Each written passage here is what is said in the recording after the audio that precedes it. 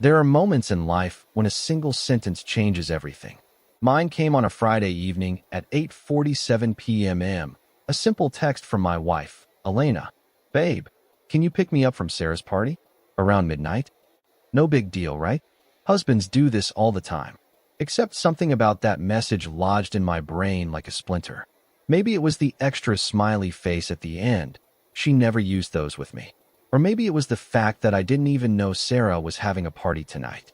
Sure, I typed back and then sat there staring at the three dots that didn't appear.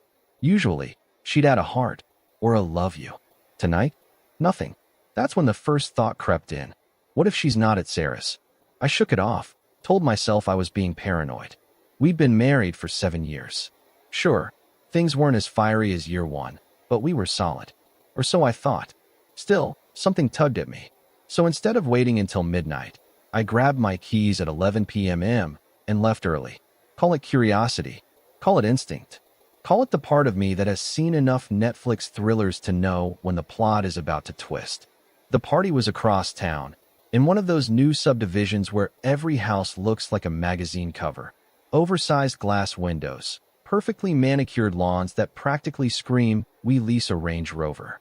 I parked a block away and walked the rest of the distance, partly because parking was a nightmare, partly because a small, dark part of me wanted to see something before she saw me.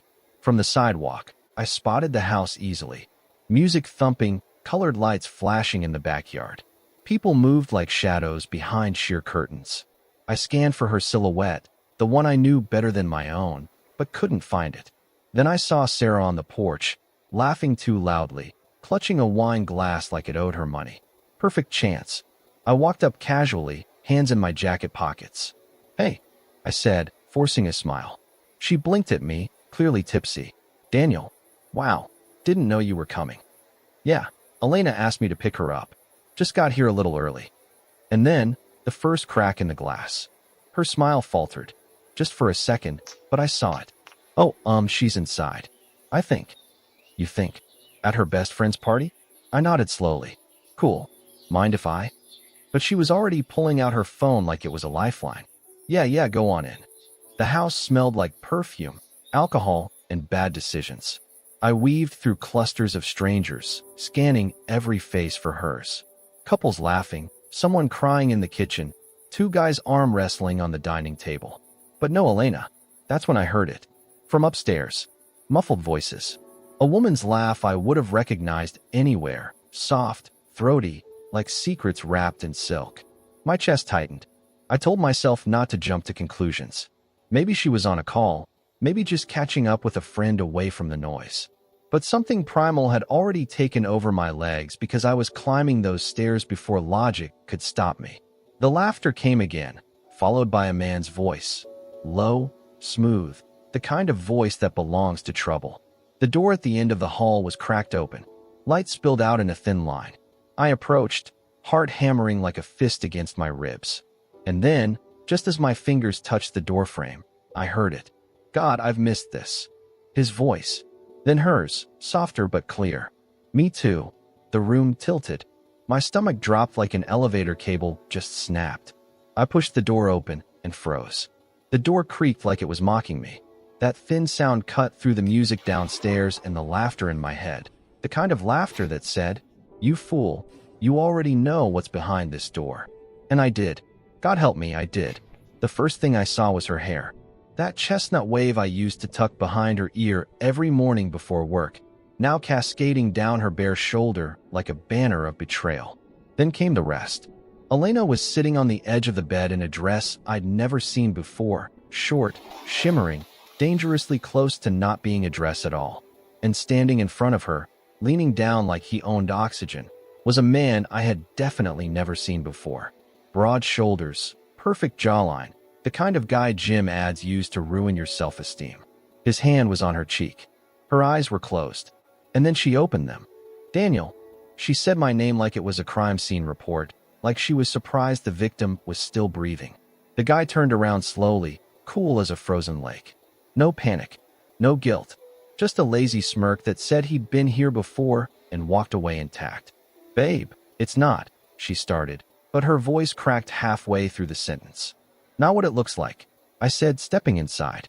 My voice was calm, eerily calm, the kind of calm you hear in documentaries about men who snapped 5 minutes later. He crossed his arms like he was about to negotiate. Hey man, relax. Relax. The word hit me harder than any punch. Because there it was, the absolute arrogance. He didn't even see me as a threat. To him, I was just the placeholder, the footnote in her love story. I took one step closer, my eyes never leaving hers. Who is he? Her lips moved, but the answer came from him. Jason. Jason. Of course it was Jason. The name sounds like it comes with abs and bad decisions. I laughed once. Short, sharp, ugly. Jason. Great. And you two what? Just catching up on old times? Book club? Elena stood now, panic flushing her cheeks. It's not like that. It's exactly like that. I cut in. You told me you were at Sarah's party. I am. No, I said, finally looking around. This is Sarah's guest bedroom, which means the party's downstairs, and you're up here playing musical chairs with Jason's belt buckle. Jason shifted, still annoyingly calm. Look, man, we didn't plan this. Things just happened. I barked out a laugh, so cold it fogged the air.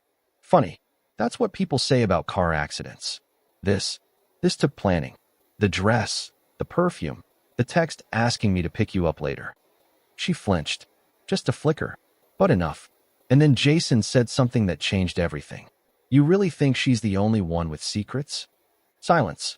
Even the bass thumping downstairs seemed to vanish, like the house itself wanted to hear the next line. I turned to him slowly. What did you just say? He smirked, pulling his phone from his pocket. Check your messages, champ. Go ahead. I'll wait. My phone buzzed at that exact moment, like a cue in a bad movie. A new message from an unknown number. Ask her about Friday nights. The ones you weren't supposed to know about. My blood ran cold. Elena, I said, my voice low, lethal. What the hell is he talking about? Her eyes, those soft brown eyes that used to be my safe place, filled with something I couldn't read. Guilt? Fear? Maybe both. And then, she said the words that didn't just crack the floor beneath me. They blew it to pieces. Daniel, please. I can explain. But not here. Not in front of him. Not in front of him. That's when I realized. Jason wasn't the only skeleton in the closet.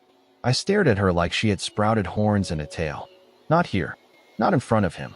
Those words replayed in my skull, each one louder than the bass downstairs. Jason was leaning on the dresser now, like this was primetime entertainment. His smirk had evolved into something worse. Patience. Like he knew how this would play out. Elena. My voice was quiet. Too quiet. Start talking. Her eyes darted from me to Jason and back again, as if trying to measure which explosion would cause less damage. I can't, Daniel. Not like this. Please, let's just go home. I'll explain everything. You'll explain now. My hand clenched around my phone so hard the case creaked. The message glowed like a neon omen. Ask her about Friday nights. Jason chuckled under his breath. That sound slid under my skin like a blade. She's right, champ. Home's better. Safer. His grin widened. For both of you. That last part, it landed heavy, like a hint dressed as a joke. What the hell does that mean? I asked. Jason didn't answer. He just looked at Elena, who seemed like she was about to shatter into a million jagged pieces. Elena, I said, low and sharp, how long? She swallowed hard. It's complicated. Wrong answer. Her breath hitched. A few months. Something inside me broke then. Not loud, not dramatic, just a clean snap. Months. While I was grinding through 12-hour workdays to pay for vacations she never wanted to take, she was here, building what? An escape hatch? I should have walked out right then, but Jason's words hooked me like barbed wire. You really think she's the only one with secrets? What else? I asked her, my voice barely human now. Because apparently Jason here thinks I should know something. She closed her eyes like she was bracing for impact. Please, Daniel. I'll tell you everything, just not here. Jason's phone buzzed. He glanced at it and laughed. Oh, this is rich. He turned the screen toward me for one smug second. Long enough for me to catch a name in bold letters. Sarah. The host. The friend. The woman downstairs laughing into her wine glass. And then I saw the preview text under the name, like a grenade rolling across the floor. Is he taking the bait? Does he know about the account? I froze. My pulse jackhammered. The account. I repeated slowly, turning back to Elena. What? Account. Her lips parted, but no sound came out. Just that look, the one that tells you the life you thought you had is about to get set on fire. Jason slipped his phone back into his pocket, still grinning like the devil on Casual Friday. Guess I'm not the only bad guy in the room, huh? That's when the party noise downstairs exploded into shouts. Heavy footsteps thundered up the stairs. The door burst open, and there stood Sarah, her face pale as if someone had just whispered the word police. "Daniel," she gasped, "you need to leave. Right now." And then I heard it. The faint wail of sirens cutting through the night air. Not coming for me. Not coming for them. Coming for here. The question was, why? The sirens grew louder, slicing through the night like teeth on metal. Sarah's voice trembled when she said it again. "Daniel, you need to leave. Now." Behind her, two guys appeared at the top of the stairs, broad, built, and looking like they'd walked straight out of a security job or a bad decision. Their matching black shirts weren't for fashion. They were uniforms of some kind. My instincts went on high alert. I didn't move. Couldn't. Not when Jason was grinning like this was a season finale, and Elena looked like she wanted to crawl inside her own skin. "What's going on?" I asked, my tone sharp enough to draw blood. Sarah avoided my eyes. "Just trust me. Go." "I'm done trusting anyone in this house," I snapped. My pulse hammered as the sirens hit the driveway. Blue lights pulsed through the curtains, painting the room in an eerie glow. Jason stepped closer, his smirk turning surgical. "Looks like your evening just got complicated." "Shut up," I hissed. But he didn't. Of course he didn't. "They're not here for me, champ." "Or her." "Well, not exactly." He tilted his head toward Elena, his voice dipping into something dark. "You really didn't know? About the transfers?" "Jason, stop," Elena cut in, her voice cracking like glass. "Transfers." The word hit like a sucker punch. My gut clenched. "What transfers?" Before she could answer, heavy boots pounded up the stairs. A cop's voice barked from the hallway. "Police. Everyone in the room. Hands where we can see them." For a heartbeat, time slowed. Elena's eyes widened in raw panic. "Jason?" He raised his hands, calm as a saint in a stained glass window, like he'd rehearsed this scene. I lifted my hands, confusion and rage twisting inside me like barbed wire. What the hell is happening? The first officer entered, gun drawn, followed by another. Behind them, Sarah hovered, white as chalk, mouthing something I couldn't hear over the thunder in my ears. "Elena Rivera?" the cop barked. Her knees buckled. "Yes," she whispered. "You're under arrest for wire fraud and embezzlement. Hands behind your back. Now." My brain flatlined. Fraud? Embezzlement? My wife. The woman who spent Saturday mornings drinking oat milk lattes and debating which throw pillows matched the couch, was being cuffed like a white-collar villain in a Netflix docuseries? "This is a mistake," I stammered. She didn't. But then Jason laughed. A low, satisfied sound. "Oh, it's no mistake, champ. Guess you just found out who's been paying for those spa weekends and networking events." I spun on him, fury boiling. "You set her up?" His grin widened. "Set her up? Buddy, I helped her. You think I'm the problem?" The cop started leading Elena out. She turned to me, tears streaking her cheeks, her voice breaking like glass in a blender. "Daniel, the account, it's in your name." The floor dropped out from under me. "What?" My throat went dry. Jason leaned in, close enough for me to smell his cologne, a mix of arrogance and expensive sin. "Congratulations, champ. You're the fall guy." And then the cops shoved me against the wall and read me my rights. The words slammed into me like a freight train. "You have the right to remain silent." I didn't even hear the rest. My mind was stuck on Elena's last sentence. "It's in your name." Hands cuffed behind me, I stumbled down the staircase past a parade of judgmental stares. The partygoers had turned into spectators, their phones raised like tiny glowing guillotines. Perfect. My humiliation in HD for strangers to share. Jason followed us out, hands in his pockets, smirking like the devil just got a promotion. He even had the nerve to wink at me as the cops shoved me into the back of the cruiser. Elena was in the other car, sobbing hard enough to fog the window. I couldn't even look at her. Not because of anger, because of the growing, clawing terror that maybe, just maybe, she hadn't been lying. Maybe I really was the fall guy. The ride to the station was a blur of flashing lights and cold vinyl seats. My thoughts whipped like a tornado. What account? What transfers? How deep am I in this? When we arrived, they separated us. One officer marched me into a gray interrogation room that smelled faintly of bleach and despair. They sat me down, uncuffed me just long enough to chain me to the table, then left me alone with my heartbeat pounding in my ears. 5 minutes later, the door opened, and in walked a man who did not belong in that fluorescent hellhole. Tailored suit, Italian shoes, a watch worth more than my car. He carried an aura that said, "I own the oxygen in this room." "Daniel," he said smoothly, like we'd met before. "I'm Victor Caro. Your wife retained me months ago." My jaw tightened. Months. He gave a little shrug that oozed expensive indifference. "She had contingencies. Smart woman." "I want a lawyer," I snapped. "You already have one," he said, sliding a folder across the table. "Me?" I hesitated, staring at the gold initials embossed on the leather cover, VC.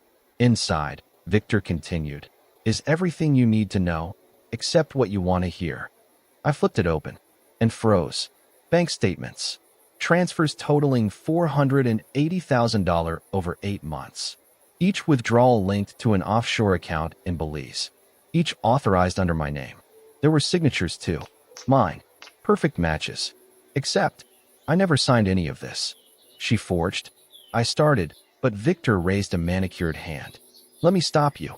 Proving forgery won't matter. The feds already have you pegged as the primary mover. This account isn't just in your name. It's tied to your social, your IP address, even your office network. And here's the kicker." He slid another document forward, a glossy color photo of me entering a downtown bank last month. Except, I hadn't. "That's not me." My voice cracked. "It is, legally speaking," Victor said calmly. "High-end deepfake. Facial mapping. Welcome to the future of financial crime." My stomach hollowed out. Why? Why would she do this? Victor's lips curved in something that wasn't quite a smile. "Because, Daniel, Elena didn't plan this alone. She had help." And then he tapped the folder again, right where a name was printed in bold black letters. "Jason Hale." My pulse spiked. "That son of..." "Careful," Victor said softly, leaning in so close I caught the faint scent of cologne and power. "Jason isn't just her boyfriend. He's a contractor for people you do not want as enemies. And if you think this ends with Elena in tears and you in handcuffs, you're adorable. They don't just ruin lives. They erase them." My throat went dry. "Why are you telling me this?" "Because," Victor said, sitting back with a smile like a wolf in a bespoke suit, "Elena made a mistake. She told Jason you're expendable, but I think you might be useful." I stared at him. "Useful how?" He steepled his fingers. "You want to stay out of prison? Get your life back? Then you're going to help me take Jason down." The door opened behind him. A uniformed officer entered with a clipboard, but Victor didn't flinch. He slid a business card toward me like a gambler tossing down an ace. "Decide fast, Daniel," he said, his voice silk over steel. "Because the real game? It starts now." I stared at Victor's card like it was a ticking bomb with my name on it.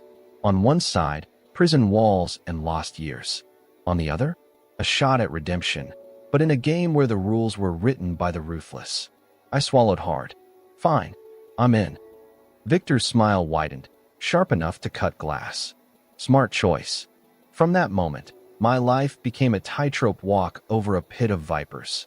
Victor started briefing me on Jason, his moves, his contacts, the shady web of illegal transfers and offshore accounts.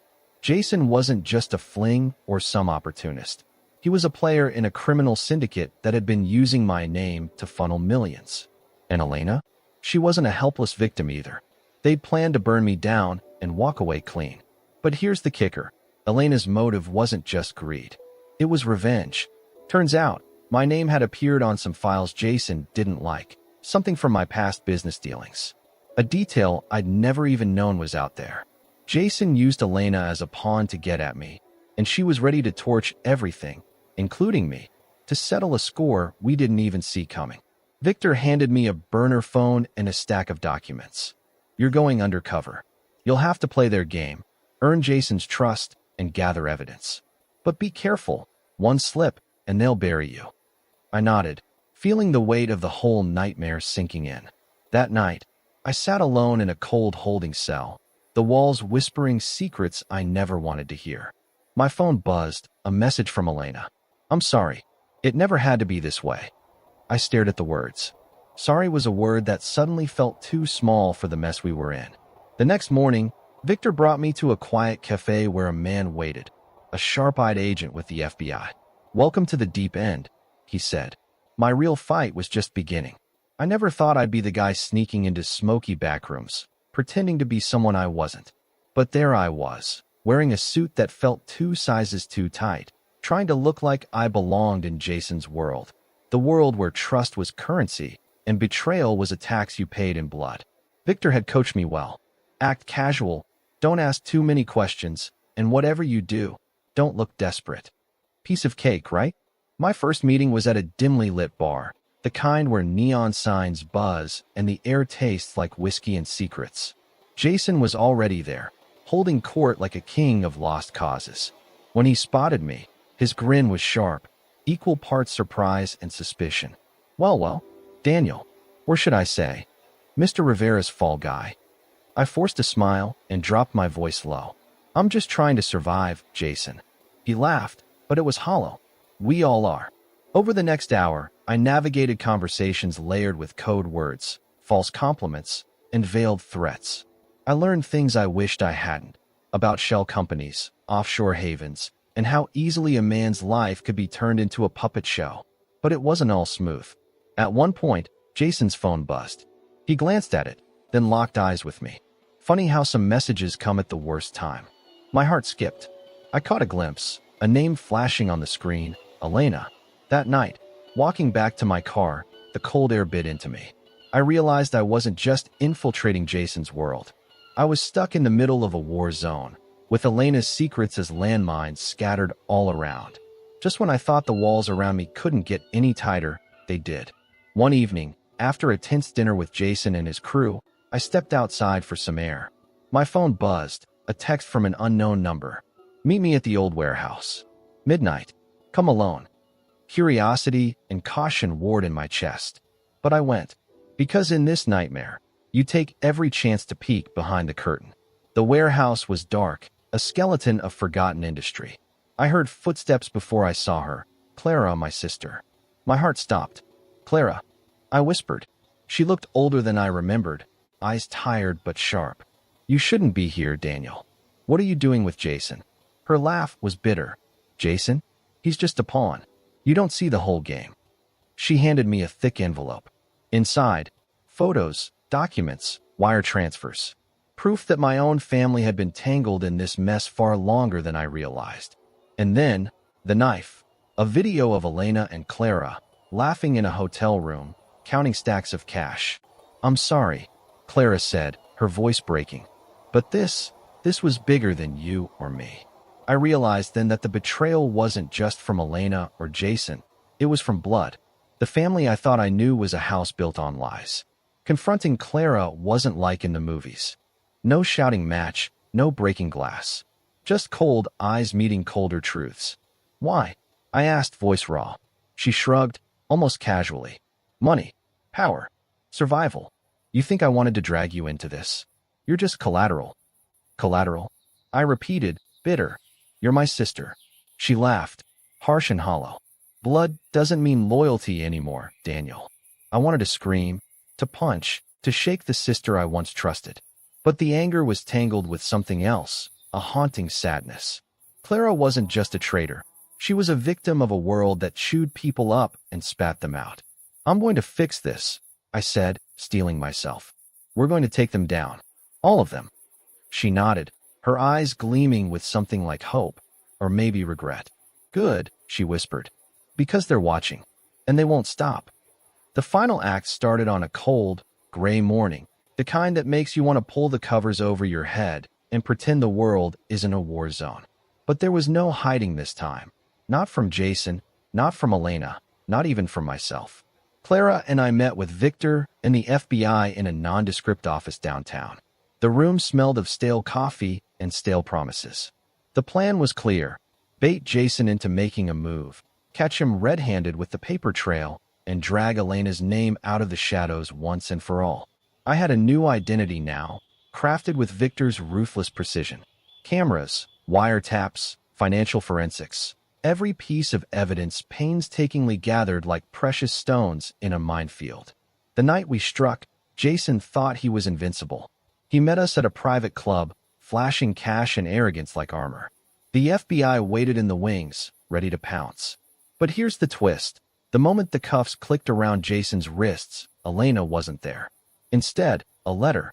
A confession, penned in trembling ink. She admitted everything.